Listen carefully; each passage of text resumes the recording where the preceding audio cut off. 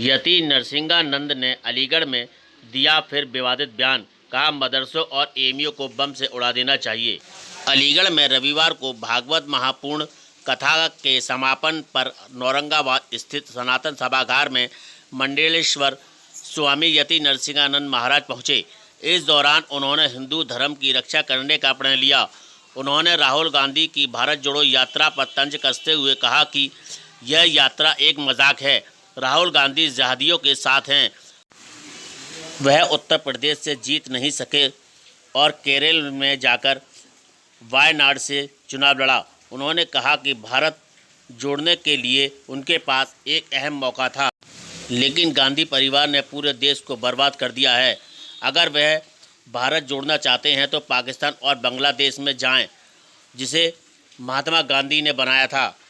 वहीं मदरसे की जांच को लेकर कहा कि मदरसे जैसी संस्था नहीं होनी चाहिए। जितने भी मदरसे हैं उन्हें बारूद से उड़ा देना चाहिए, जैसे चीन करता है। मदरसे से सारे विद्यार्थियों को शिविरों के भेज देना चाहिए, जहां से उनके दिमाग का कुरान जैसा वायरस निकाला जा सके। वहीं अलीगढ़ के मुस्लिम विद्यालय में महिला अध्यक्ष चुने जाने के बाद अमूटा का चुनाव निरस्त किए जाने के बाद सवाल पर उन्होंने कहा कि इस्लाम को सारी दुनिया जानती है और एएमयू इस्लाम को सबसे बड़ा गढ़ है। यहीं से भारत की विभाजन की नींव रखी गई थी। उन्होंने कहा कि मदरसे की तरह एएमयू को भी बारूद से उड़ा देना चाहिए और जितने लोग इसमें रहते हैं उन्हें डिटेंशन सेंटर भेजकर उनके दिमाग का इलाज कराना चाहिए। बिल्डिंग और मदरसों को बम लगाकर उड़ा देना चाहिए।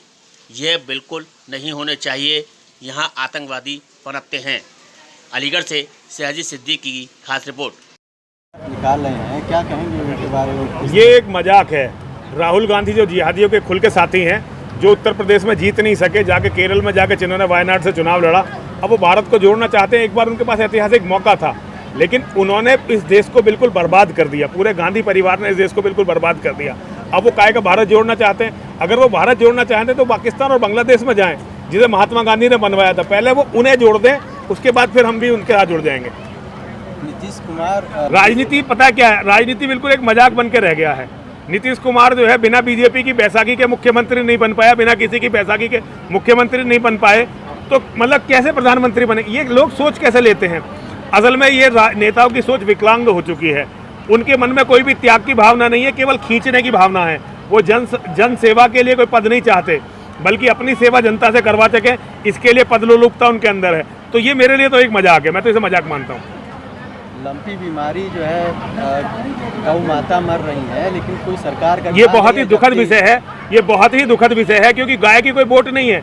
अगर गाय की आप वोट बनवा दें तो सरकार गाय की भी चिंता करेगी, लेकिन गाय की क्योंकि कोई वोट नहीं है, इसलिए कोई गौ माता की चिंता नहीं कर रहा। ये भारत जैसे देश के लिए बहुत ही शर्म की बात है, बहुत ही पीड़ा की बात है।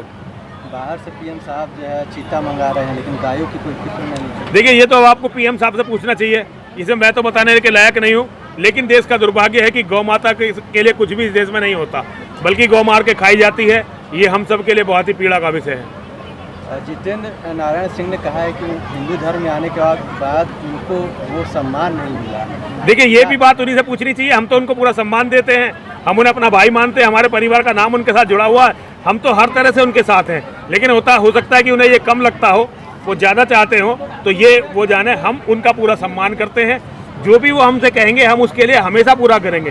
पूरे जीवन में जो भी काम वो हमें देंगे हम उसे पूरा करेंगे। वो हमारे भाई हैं, कभी भी पीछे नहीं हटेंगे। लेकिन देखिए, हमारी आप भी जानते हैं कोई बहुत बड़ी ताकत तो है नहीं, तो हमारी ताकत से हो सकता है वो समझते हो कि और भी लोगों को साथ देना चाहिए। तो ये मैं सारे हिंदुओं से अपील करता हूँ, वो हमारे धर्म में आए और बहुत बड़ा काम किया। मोहम्मद के बारे में उन्होंने जो किताब लिखी, वो मतलब उसका कोई मुकाबला ही नहीं हो सकता। सारे हिंदू समाज से मेरा अनुरोध है कि सब त्यागी जी का साथ दें।